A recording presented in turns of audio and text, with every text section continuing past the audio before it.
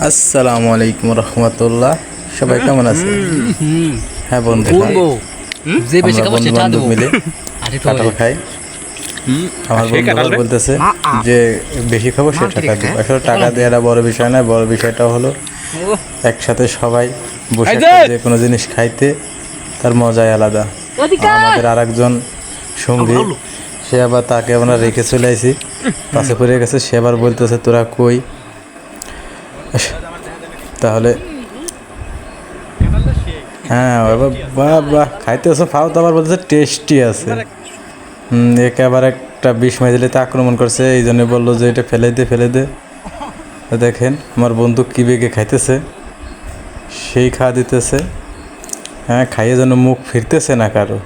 হ্যাঁ, আমাদের আর একজন হাজির সদস্য, সে বলতেছে মিষ্টি কেমন হয়েছে। আমি বললাম যে না, মিষ্টি সেই হয়েছে, দারুণ। আসলে বিটও কেটে কেটে দেওয়া হয়েছে। হ্যাঁ, দেখুন গিলতেছে কি বেগে, একাই সাবার করে দেবে না পুরো একটা কাঁঠাল। আসলে কাঁঠালটা অনেক মিষ্টি হয়েছে, দারুণ মিষ্টি, দারুণ স্বাদ হয়েছে। এত স্বাদ কে, সেই স্বাদ। হ্যাঁ দেখেন না, খাওয়ার স্টাইল ঠিকতেছে। 3 মাস না খেয়ে আছে,